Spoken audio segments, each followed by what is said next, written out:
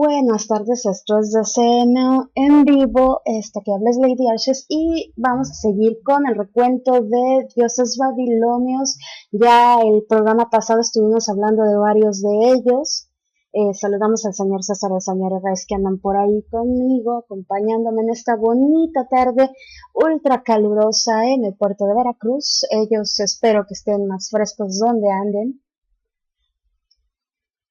Y a ver, empezamos con Lugalhirra y Meslamtea.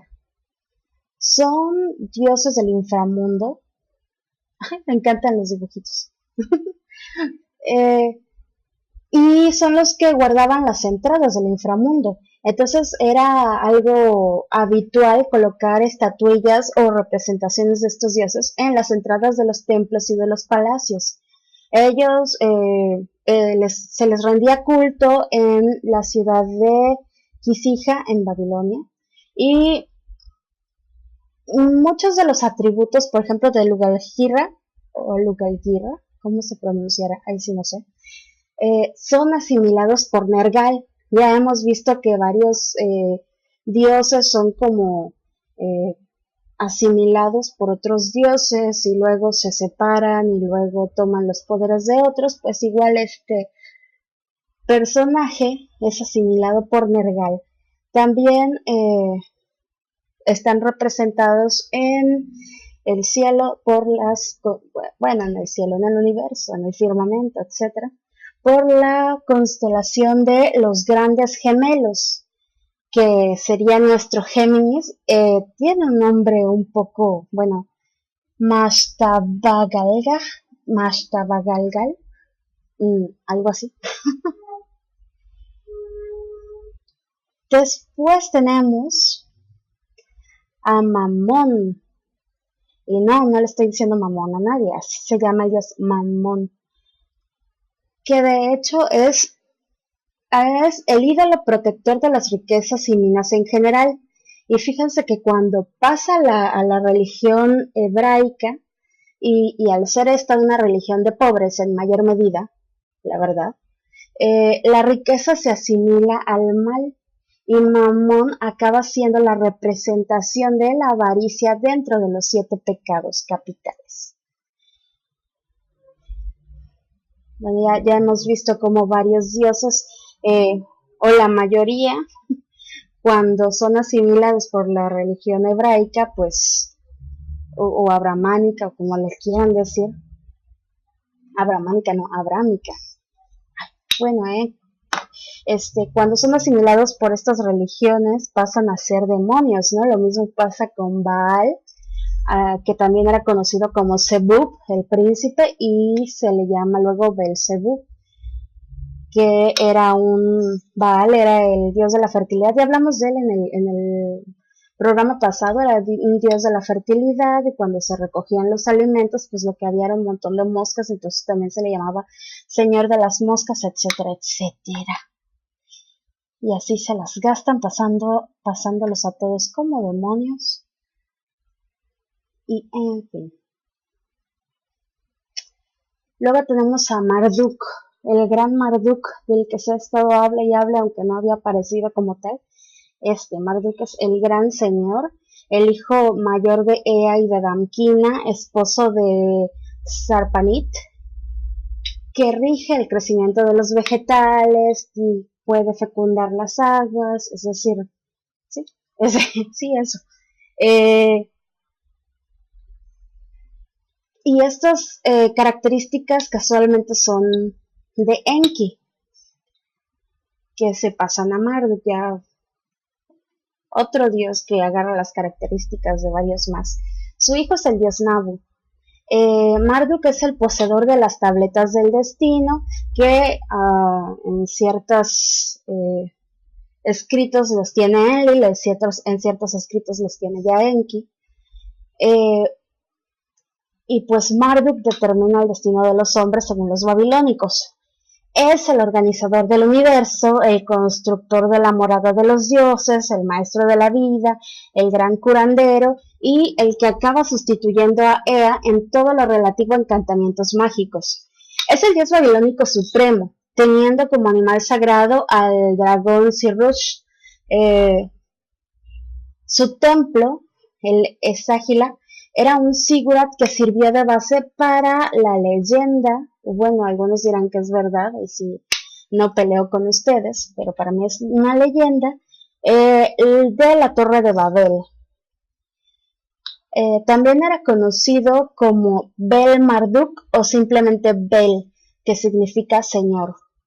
Tomó como prerrogativa 50 atributos y pasó a resaltar entre todos los demás dioses. Esto cuando menos desde la ascensión del pueblo casita. Su figura aparece blandiendo una asada y domando a un dragón o serpiente que eran criaturas muy populares en Babilonia y así lo podemos ver en la imagen. Ahí está el dragón ahí y él sosteniendo su arma en alto. Astronómicamente se le asocia con el planeta Júpiter y esta relación entre Júpiter y el dios principal del panteón sumerio, o sea, Enlil, bueno, el principal después de Anu, el principal en la Tierra, sería traspasada también a los griegos, ya sabemos. Júpiter, bueno, si vamos a Júpiter directamente serían los romanos, pero ustedes me entienden.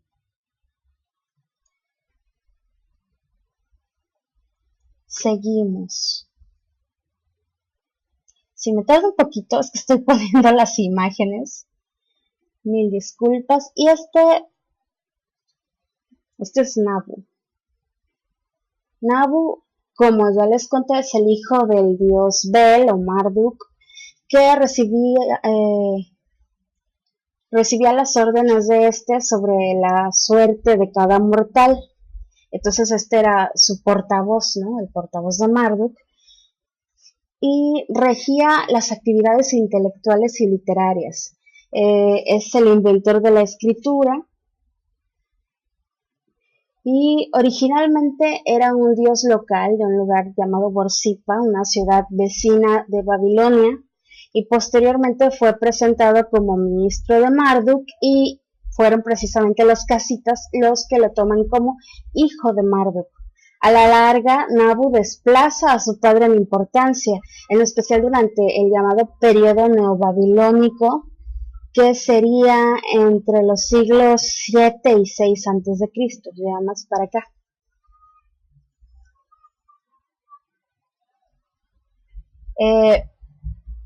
Asume un papel preponderante en el panteón mesopotámico entonces y adquiere varias características de Ninurta.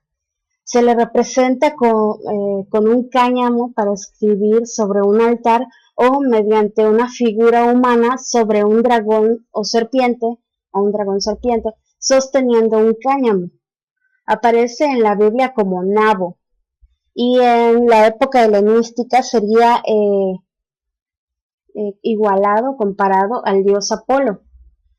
Su centro de culto era el templo de Ésida precisamente en Borsippa y se le asocia con Mercurio, el cartero.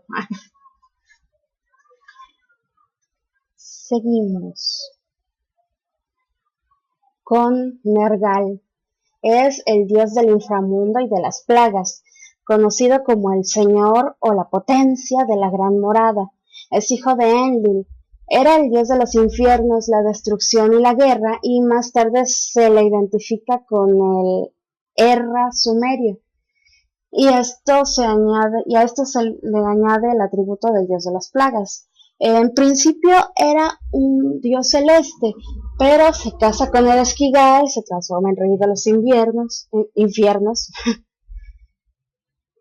Es mi subconsciente que ya quiere que sea invierno y acabe el calor. En fin, Nergal solía ser representado mediante una figura humana, a veces con las piernas envueltas en una especie de mortaja, portando una espada o un cetro con dos cabezas de león. Astronómicamente se le suele asociar con Marte y su centro de culto principal era el templo Em-Eslam en Kutu, en Babilonia, el famoso Nergal.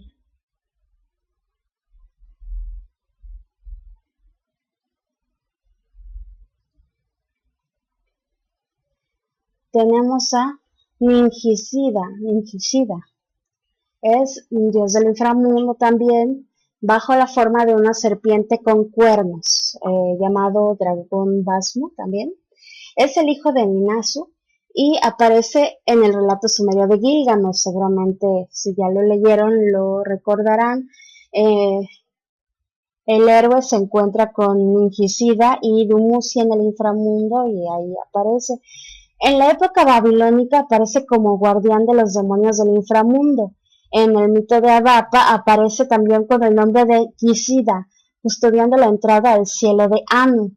Está asociado a la constelación Mush, que es la serpiente, y que ahora es conocida como Hidra.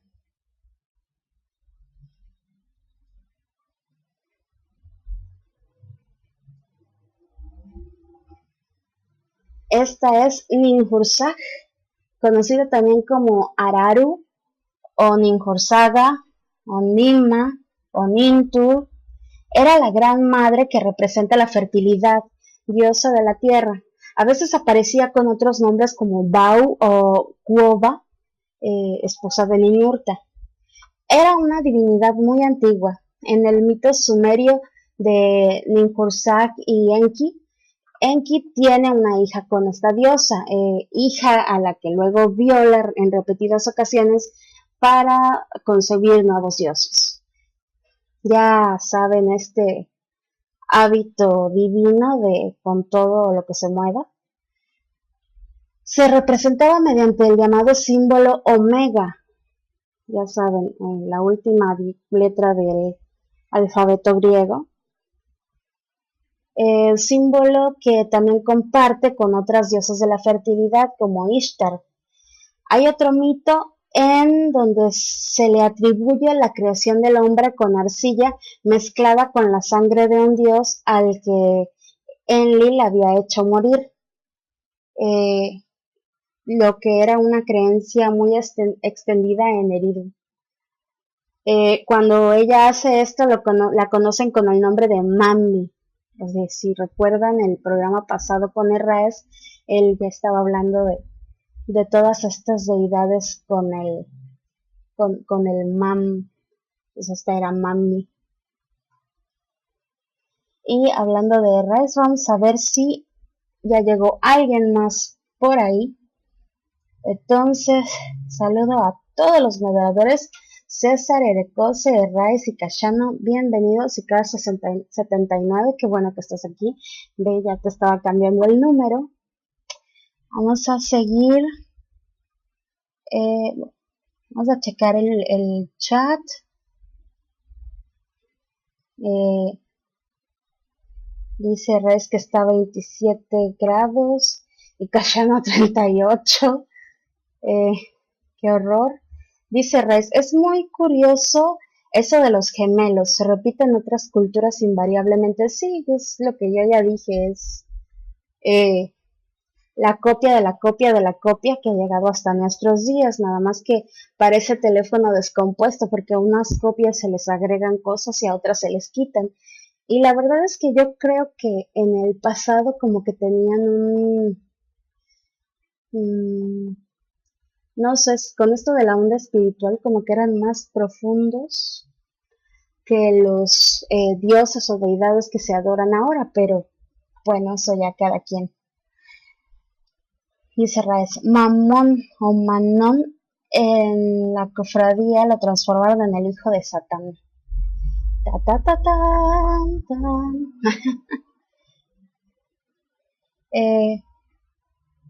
Ahí saludo a Don Erecose.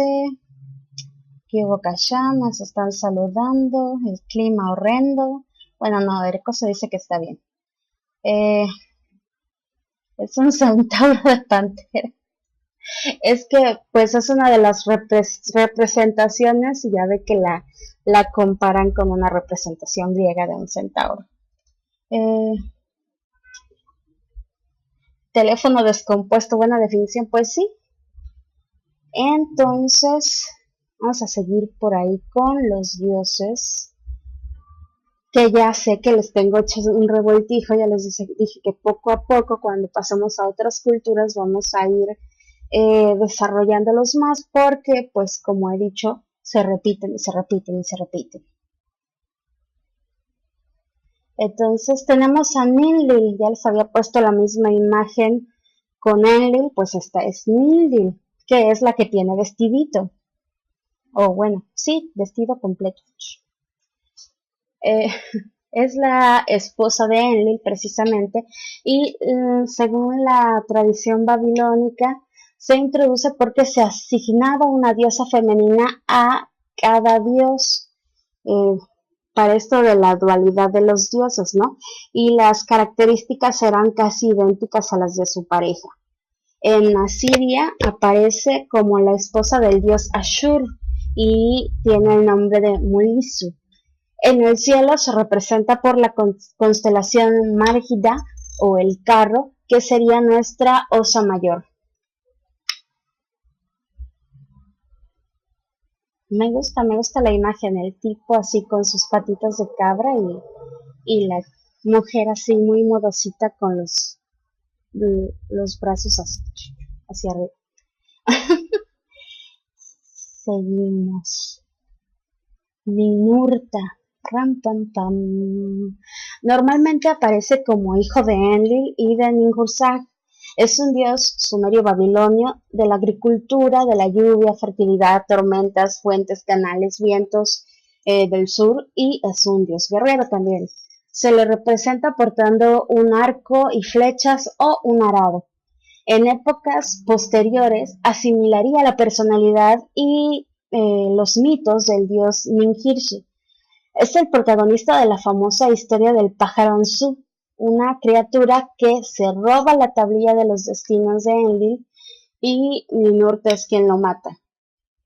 En la época neoasiria, que sería en el siglo IX a.C., me parece, no sé hasta cuándo, creo que hasta el 3 a.C., su culto vuelve a ser muy popular por su carácter, pero exaltando su carácter guerrero. En ocasiones se le emparejaba con la diosa Gula. También en esta época aparecería representado con alas, como muchos otros genios y demonios mesopotámicos. En la época del pueblo casita aparece representado por un cetro con cabeza de felino. Y bueno, astronómicamente se le asocia a Saturno, y su centro de culto estaba en el Shumesha, en Nippur. Su nombre, Ninurta, significa Dios o Señor de la Tierra.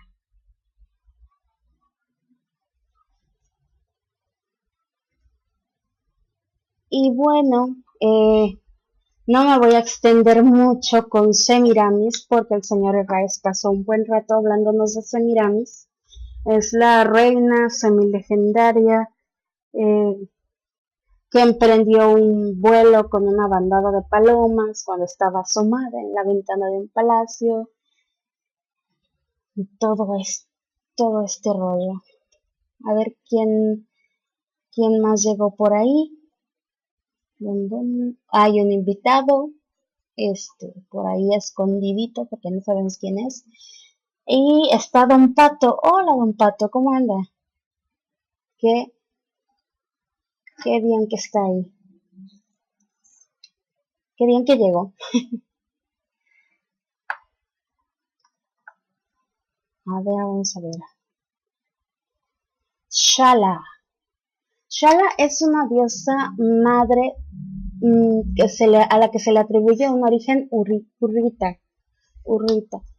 Fue muy importante por Anatolia y Siria, donde también aparece como esposa del dios Dagón, agricultor, inventor del arado, etcétera, etcétera. ¿Se han dado cuenta cómo digo etcétera? Qué mal. En Mesopotamia sería también popular la tradición que la hace esposa de Adad. Adad fue de los primeros dioses de los que hablamos en el en el programa pasado. En fin, Shala como deidad está asociada a la fertilidad y a la agricultura. Su símbolo es la espiga de cebada. La constelación de Virgo procede precisamente de la constelación mesopotámica Apsil, que significa el surco de la siembra. La estrella principal de esta constelación todavía hoy tiene o retiene su nombre original, Spica, que en latín es precisamente espiga.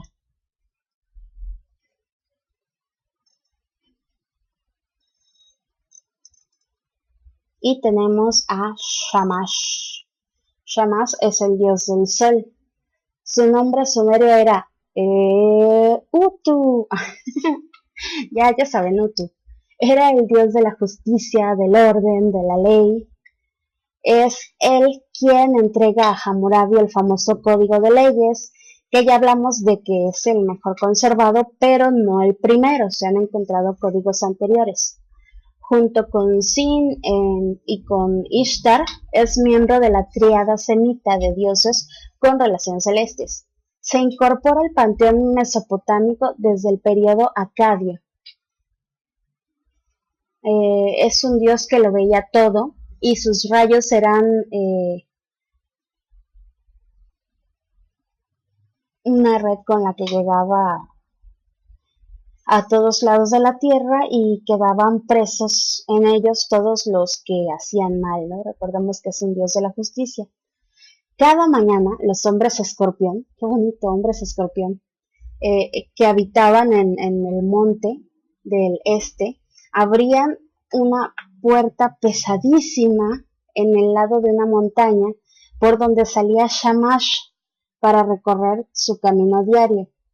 En la tarde movía su carro hacia la montaña del oeste, donde se abría otra puerta para que el dios pudiera descender a la profundidad de la tierra y continuar su camino para poder llegar a donde estaba la puerta del este y volver a salir, y así interminablemente. También era el dios de la adivinación, cosa que era muy importante en la vida mesopotámica y en general de todas estas culturas antiguas. Su esposa era Aya o Sherida y sus hijos eran Ketu, la justicia, y Mesharu, el derecho.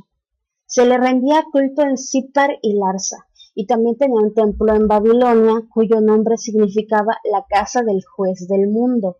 Se le asocia el número 20 y se le representa con un disco solar de 8 puntas o mediante una figura masculina de la que emanan llamas de los hombros.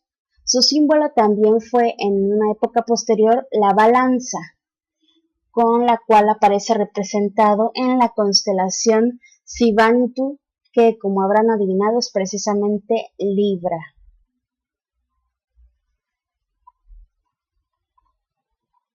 Y vamos al siguiente.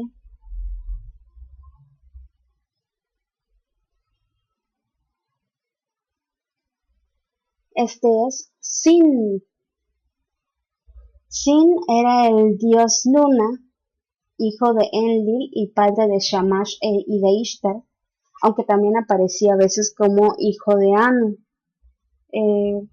También era Apá de Nusku, dios del fuego. Su nombre sumerio era Nannar o Nana. También aparece bajo el nombre de Suen o Nana Suen. Y fíjense que ahora son, me parece que pocos los dioses lunares así masculinos, ¿no? Ahorita recuerdo, por ejemplo, a Susano, que es el dios de la luna en Japón. No debe haber otros, me imagino, espero, que ahora no me vienen a la mente. En fin, Sin gobernaba el paso de los meses con sus cambios de fase y era aquel cuyo profundo corazón ningún dios puede penetrar. Al fin del mes, al final de cada mes, los demás dioses venían a consultarle y a escuchar sus decisiones y consejos, ¿no? Se le representaba como un anciano con larga barba color lapislázuli, ser una barba bien bonita, y cubierta con un turbante. Junto con Shamash y con Ishtar era miembro de esta triada semita de la que hemos hablado y se incorpora al panteón mesopotámico desde el periodo acadio. Se le asimila con Ningal o Nigal, la gran señora. Se le rendía culto en Harran y especialmente en Ur, en el templo de Ejishnugal. Junto con sus hijos Shamash e Istar, forman una triada astral babilónica. Se le representa a él mediante una luna creciente, además su número era el 30, que casualmente es el número aproximado de días en un mes lunar ideal.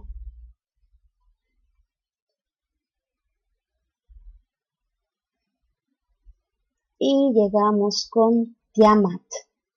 Es el principio femenino, el mar, el agua salada que en unión con Apsu, que ya dijimos que es el principio masculino y agua dulce, dieron nacimiento a dioses, hombres y animales.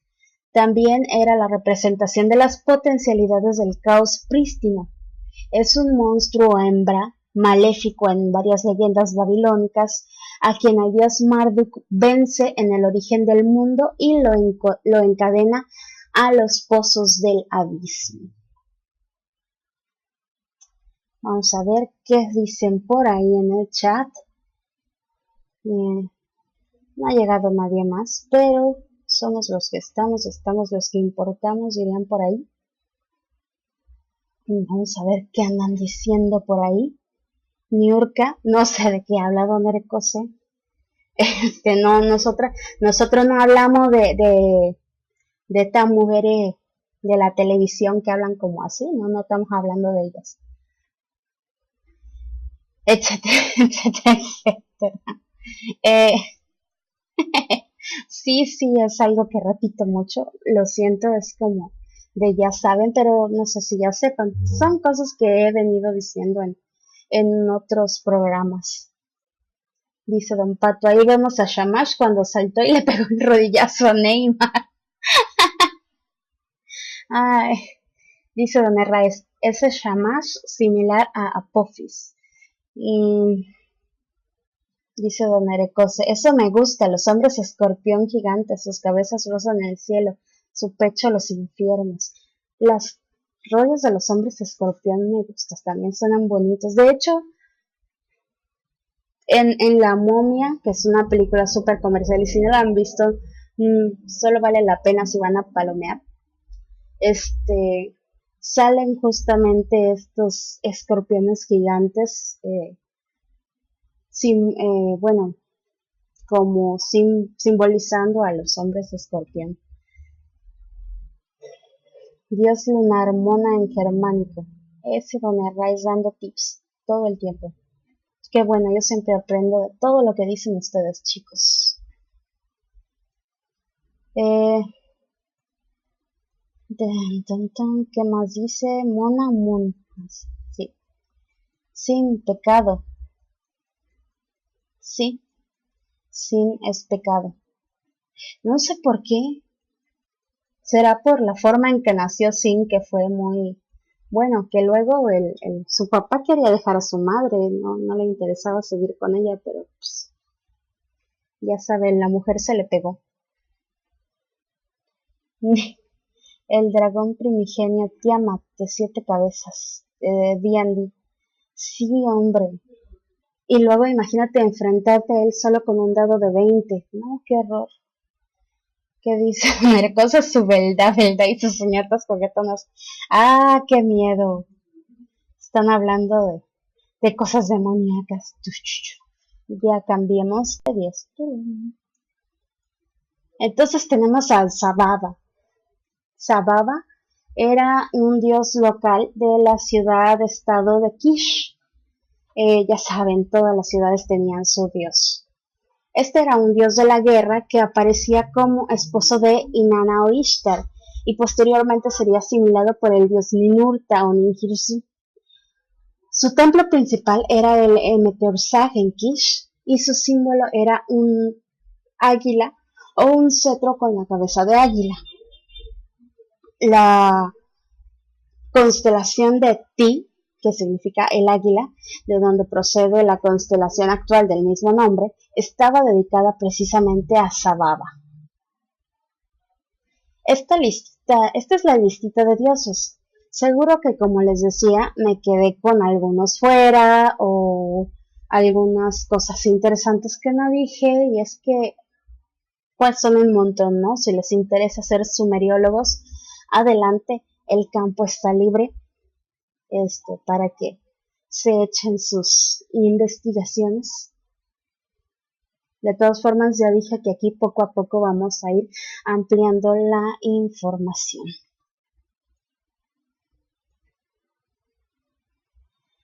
Yo mientras les sigo contando, por ejemplo, que en Babilonia no había grandes tumbas como en Egipto. Las tumbas eran sencillas. Los muertos, una vez enterrados, se decía que descendían a los infiernos, donde sobrevivían, y escuchen esto, nutriéndose de los vivos. Los muertos sobrevivían nutriéndose de los vivos. Y no pude escuchar la grabación de la tertulia de ayer, apenas la había empezado cuando me di cuenta de que ya eran las 7. Pero sí vi que era sobre esto, sobre los fantasmas y cosas que se nutren de los vivos. Pues aquí en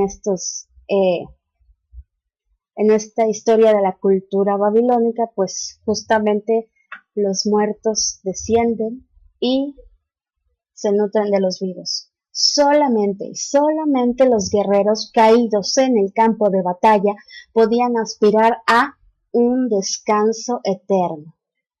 Solo si caías luchando por algo que según tu sacerdote valía la pena. Estos sacerdotes justamente tenían mucho poder porque eran los únicos capaces de interpretar los mensajes de los dioses y adivinar el futuro. Muchas veces, sabemos, usaban la ignorancia de los demás para generar temor y aumentar su poder. Y de hecho ahí viene la eterna pregunta: ¿los dioses nos hicieron a nosotros o nosotros los creamos a ellos? Ya sé que ustedes ya tienen en sus cabezas sus ideas bien puestas, ¿no? Pero siempre es interesante desencadenar sus pensamientos, abrir su mente y reflexionar. Una de las formas que tenían los sacerdotes de adivinar la voluntad de los dioses era observar las estrellas. Este estudio de los astros los lleva a desarrollar la astronomía, pueden dividir el año en meses, los meses en semanas. Para los babilonios, por ejemplo, los días se dividían en 12 partes, como si un día tuviera 12 horas, ¿no? La astronomía y su necesidad de realizar complejos cálculos los lleva a desarrollar matemáticas algo complejas. Su sistema numérico es sexagesimal, se basa en el número 60 y casualmente Anu se representa con el número 60, que es un número sagrado. También desarrollaron la medicina y son pioneros en la invención de diversos remedios, de los que ya hablaremos después. Están muy interesantes estos. Tienen una deidad para los remedios. La base de la economía era, como en muchas de estas culturas, la agricultura. El rey se encargaba de construir y mantener los canales de riego para aumentar la extensión de la zona fértil. Los impuestos se pagaban con los productos de la tierra. También desarrollaron la ganadería criando cabras, vacas, caballos, ovejas y sobre todo asnos, que aunque los burros ahora se ven como cualquier cosa, fueron uno de los principales medios de transporte de mercancías en aquellas épocas. Yo creo que sin ellos simplemente el transporte de mercancías hubiera sido imposible. La metalurgia estaba muy desarrollada y se han conservado hasta hoy obras de arte y utensilios de oro, plata, cobre, estaño y plomo. El comercio, como les digo, era muy intenso, incluso con otras regiones muy lejanas como la India y el Cáucaso. Vamos a ver qué dicen por ahí en el chat.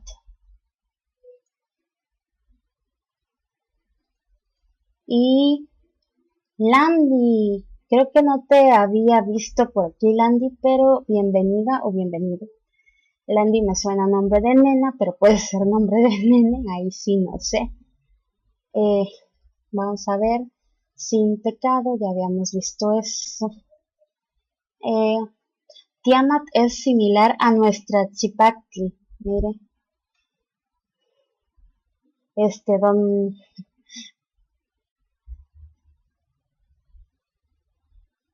Como que no hablaré de juegos de rol porque ahí sí me trabo. ¿Qué dice Don Ereco? Dado de 20 con tirada de salvación de 4. En fin. Como en Valhalla que... Ay, se me mueve el chat. Ya no vi como en Valhalla que... Ya. Where the brave may live forever. Sí. Ahí descansan. Dice Don Herraez. Sobre quién creó a quién, dice Don Herraez. Nos creamos mutuamente. Nos crearon míticamente y los creamos culturalmente. Y estoy de acuerdo en eso. Dice Don Erecosa, si los dioses dejan de ser venerados, mueren. Si los hombres carecen de dioses, mueren por dentro. Fíjese, eso me recuerda mucho a, bueno, es que ya eso es mitología celta, pero los Tuatha de Danann, que pues los hombres, o se supone que entra la religión cristiana, los hombres hombres de por ahí dejan de creer en estos seres mágicos y entonces los seres mágicos se retiran a enormes palacios en su mundo debajo de la tierra o en una isla específica en donde esperan que los hombres vuelvan a creer en ellos para salir de nuevo al mundo físico, ¿no? Al mundo de nosotros. En fin, me acordé de eso, pero pues como eso es celta, hablaremos de eso mucho después, yo creo. ¿Qué más? Pato. Landy conoce a Don Pato. Don Pato, usted es famoso. ¿Qué dice? Hasta la fecha es sexagesimal la medición del tiempo. Así es. El asno representó para los egipcios a Set. Sí. Landy es una amiga. Qué bueno, Don Pato, que por acá siga. Y llegó Gris. Hola, Gris. Qué bien que andas por aquí. Sí, Don Erecosa, sí es en esa isla, pero no tiene por qué decirlo, porque todavía nos falta un poquito para llegar a ellos. Que de hecho, estamos prácticamente hablando de las 4 grandes regiones de Mesopotamia, todo junto, porque ya ven cómo hemos estado hablando de asirios, babilonios, sumerios y todo, algo revuelto, aunque sí especifico qué es de qué, pero pues es que como se influenciaron mucho todos, pues está un poquito revuelto el rollo. Dice Don Arecosa, sí, espero con anhelo cuando Lady se adentre en esos mitos. Pues mira, como no estamos realmente siguiendo una línea de tiempo, pues yo creo que igual y después estaba pensando en hablar de los incas para venirme un poco a América, pero pues igual y hablamos de los celtas, digo. A mí todo lo que tenga que ver con ingleses, sí, yo estoy muy loca con los ingleses, entonces todo lo que venga de allá. Y sí, ya sé que los ingleses son esto y lo otro, pero yo los adoro, culpo a Yeats y a Keats y a otros que terminan en It's. En fin. ¿En qué estábamos?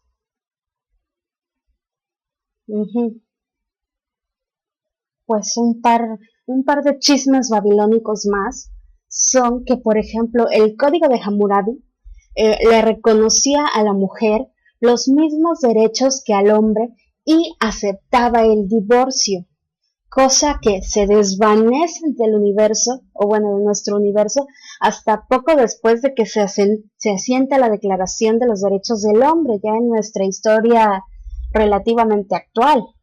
Así que imagínense un poquito atrasados, bueno, como que parece que se da un paso adelante y dos para atrás, o nos avientan para atrás, quién sabe.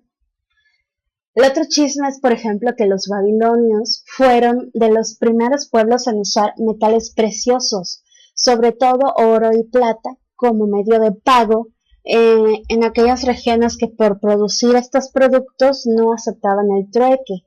Este constituye, digamos, el origen más conocido de la moneda, más antiguo conocido de la moneda.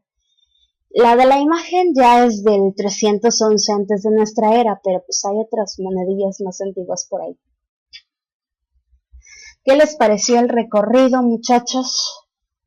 Ahorita vamos a leer el chat después de una rolita. Yo termino grabación. Soy Lady Arces, esto es DCM. Gracias por escucharme hasta aquí.